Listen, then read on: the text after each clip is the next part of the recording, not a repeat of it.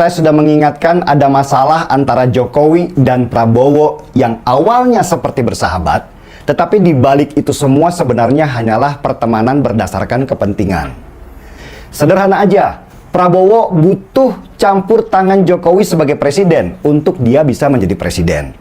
Sedangkan Jokowi butuh kendaraan melalui Prabowo supaya anaknya Gibran bisa menjadi calon wakil presiden. Logika sederhana saya sejak awal sudah meragukan bahwa persahabatan yang tampak di publik antar Jokowi dan Prabowo yang terjalin sebelum pemilu ini akan langgeng. Karena ketika Prabowo sudah dilantik menjadi presiden nanti, sudah pasti dia hanya mau didampingi oleh orang-orang dia yang sudah dia percaya selama belasan tahun sebagai orang terdekat atau bahkan para menterinya. Dan itu bukan orang-orangnya Jokowi. Dalam artian, mereka yang terindikasi sebagai orang-orang dekat Jokowi selama ini sudah pasti nanti akan tersingkir. Ini hal yang sangat lumrah di dalam kekuasaan. Kita juga ketika menjadi pemimpin, tentu maunya ingin orang-orang kepercayaan kita yang ada di samping kita toh, bukannya kepercayaannya orang lain. Dalam sebuah diskusi publik, seorang wartawan lama, Uni Lubis, mengatakan bahwa dia mendapatkan info bahwa Jokowi menitipkan 4 nama orang terdekatnya untuk dijadikan menteri ketika nanti Prabowo menjabat.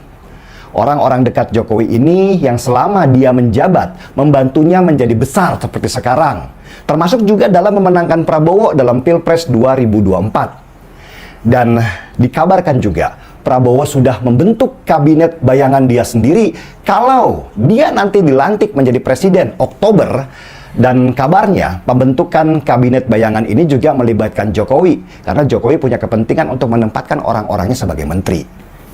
Tetapi pandangan saya pribadi, Prabowo mungkin akan mengiyakan saja apa keinginan Jokowi sampai dirinya dilantik nanti. Bahkan mungkin orang-orang Jokowi itu akan diberikan jabatan selama setahun lah pemerintahan Prabowo nanti. Dan sesudah setahun, jabatan-jabatan strategis termasuk menteri tentu akan diisi oleh orang-orang kepercayaan Prabowo dan bukan lagi orang kepercayaannya Jokowi. Orang-orang kepercayaan Prabowo ini adalah orang yang sudah belasan tahun bersama Prabowo ketika dirinya kalah di pemilu 2014 dan 2019. Dan daftarnya itu sangat panjang. Sehingga Prabowo harus mengisi ruang buat mereka dengan menyingkirkan orang-orang Jokowi yang dulu di tahun 2014 dan 2019 membuat Prabowo kalah di Pilpres. Bahkan kabar terbaru, beberapa elit partai yang kemarin dekat sama Jokowi sekarang sudah pada merapat ke Prabowo. Karena nanti yang jadi presiden sudah Prabowo, bukan lagi Jokowi. Dan situasi ini tentu meresahkan Jokowi yang Oktober nanti tentu sudah tidak menjabat lagi sebagai presiden. Orang-orang dekat atau partai yang dekat dengan Jokowi tentu tidak akan tinggal diam. Mereka juga nggak ingin dong kehilangan kue kekuasaan. Seperti Partai Solidaritas Indonesia atau PSI. Dengan PD-nya, PSI mengumumkan usulnya untuk menjadikan Jokowi sebagai ketua dari koalisi beberapa partai. Dalam artian sederhana, ada keinginan untuk membentuk koalisi dari partai-partai pendukung Jokowi di Pilpres 2024 dan Jokowi nanti akan dijadikan pemimpin tertinggi dari koalisi partai-partai itu. Usulan sih boleh-boleh aja. Pertanyaan besarnya adalah, ketika Jokowi tidak menjabat lagi Oktober nanti, apakah partai-partai itu mau bergabung di bawah Jokowi? Wow, itu mimpi yang terlalu muluk rasanya.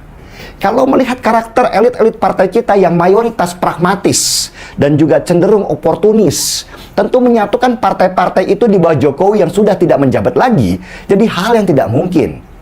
Oktober nanti, Jokowi sudah selesai jadi presiden, nggak megang lagi kekuasaan. Lalu untuk apa perintahnya itu harus dituruti? Tentu partai-partai itu akan lebih senang ada di bawahnya Prabowo yang memegang kekuasaan nanti. Apalagi kalau mereka dikasih jabatan menteri atau jabatan yang nikmat lainnya.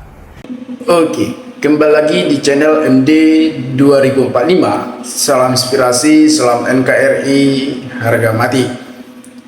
Jadi, teman-teman mungkin sudah mendengarkan sedikit penyampaian atau edukasi dari saudara kita Denny Siregar. Tentunya apa yang disampaikan oleh Denny Siregar ini sangat bermanfaat dan sangat menarik untuk kita bahas. karena beliau membahas soal Pilpres atau situasi politik yang memanas saat ini. Tentunya pada tanggal 14 Februari 2024 disitulah pemilihan umum yang menentukan siapa pengganti Pak Jokowi yang akan melanjutkan program-program beliau. Saya yakin teman-teman sudah memilih pilihan yang tepat, yang memang mampu untuk mengerjakan segala program-program yang disampaikan dan melanjutkan program-program Pak Jokowi di tahun 2024 sampai 2029. Teman-teman, Denny Siregar juga membahas soal pro dan kontra antara kepentingan pribadi seperti Jokowi. Jokowi tentunya memiliki kepentingan pribadi, makanya beliau mencalonkan Gibran sebagai wakil dari Prabowo Subianto. Sebaliknya juga Prabowo Subianto. Pak Prabowo memanfaatkan jabatan dari Jokowi untuk mendukung Prabowo Subianto dalam Pilpres 2024 ini. Apakah teman-teman melihat situasi politik saat ini yang dipermainkan oleh Jokowi dan Prabowo Subianto? Prabowo Subianto saya yakin ketika nanti Pak Prabowo dilantik menjadi presiden, apakah sudah sah, dia akan menggantikan kabinet Pak Jokowi seperti apa yang dikatakan oleh Denny Siregar tersebut. Memang kalau Pak Jokowi ketika nanti pensiun, dia nggak bisa apa-apain karena Pak Prabowo lah yang sudah berkuasa dan menjadi Presiden Republik Indonesia. Ya, dia berhak untuk mengganti segala kabinet-kabinet yang telah dibangun oleh Pak Jokowi. Saya harap ketika nanti Pak Prabowo menjadi Presiden, ya tentunya menjalankan program atau amanah yang telah disampaikan oleh masyarakat kepada beliau. Tapi kita lihat apakah ada kepentingan yang terjadi saat ini. Tentunya kepentingan pribadi dari Pak Jokowi yang mengusung Gibran adalah sangat besar agar Gibran bisa memimpin NKRI ini. Makanya Pak Jokowi mati-matian memenangkan paslon nomor 2 yaitu Prabowo Gibran. Memang terbukti dalam perhitungan cepat mereka memang lebih unggul dari dua calon lainnya. Bahkan bisa dikatakan memang benar-benar mereka menang telak dalam Pilpres 2024 ini. Teman-teman, kalau kita lihat memang jauh berbeda di Pilpres 2014-2019, yang dimana para pendukung Pak Jokowi yang mati-matian selama ini mendukung beliau, malah Pak Jokowi meninggalkan para pendukungnya, malah mendukung Prabowo Gibran dalam Pilpres 2024 ini. Tentunya seorang ayah pastinya mendukung anak, wajar saja. Tetapi ya karena adanya Jokowi masih menjabat sebagai presiden, ya wajar kalau masyarakat mengkritik atau memberikan saran terhadap Pak Jokowi. Karena Pak Jokowi masih menjabat presiden, artinya asumsi masyarakat akan lebih buruk terhadap tindakan-tindakan Pak Jokowi. Bisa dikatakan hanya mementingkan pribadi atau hanya haus kekuasaan atau dikatakan politik dinasti. Tentunya ini negara demokrasi ya. Sah-sah saja, tetapi jangan menjelek-jelekan atau menjatuhkan atau memberikan kata-kata kasar terhadap Pak Jokowi. Tetapi kalau kita menyampaikan dengan hal-hal positif, dengan tindakan wajar saja. Memang banyak tindakan Pak Jokowi yang tidak wajar saja, dan para guru besar dan para pengawal politik juga turun ke jalan untuk mengatasi tindakan-tindakan Pak Jokowi saat ini yang tidak netral dalam pemilu di tahun 2024 ini. Saya melihat juga dari sudut pandang ketika Pak Jokowi melakukan ini, kelihatan bahwasannya beliau memang hanya mementingkan Gibran, mementingkan ambisinya, karena ada isu-isu bahwasannya Jokowi meminta kepada Ibu Megawati untuk mencalonkan diri, namun Ibu Megawati menolak karena Megawati taat konstitusi. Namun disinilah amarah dari Pak Jokowi sehingga Pak Jokowi mengusung Gibran, sehingga Gibran ikut dalam kontestasi Pilpres 2024 ini.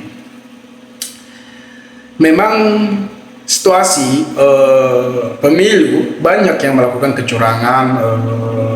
Tentu saja kita tidak bisa melawan Pak Jokowi karena Pak Jokowi adalah seorang presiden. Bisa saja Pak Jokowi mengerahkan segala KPU, aparat untuk memenangkan paslon nomor 2. Jadi peluang besar untuk Ganjar menang sangat minim. Kita terbukti juga bahwasanya Ganjar mencapai tidak sampai 20%, melainkan kalau tidak salah 16%. Sedangkan Prabowo Gibran sampai 65%. Jadi artinya suara mereka lebih tinggi daripada Prabowo dan Gibran. Memang terbukti bahwasanya mereka lebih menang. Teman-teman dimanapun Anda berada, maka berikanlah tanggapan teman-teman di kolom komentar agar kita bisa saling berpikiran satu antara lain. Salam inspirasi, salam NKRI MD 2045 melaporkan.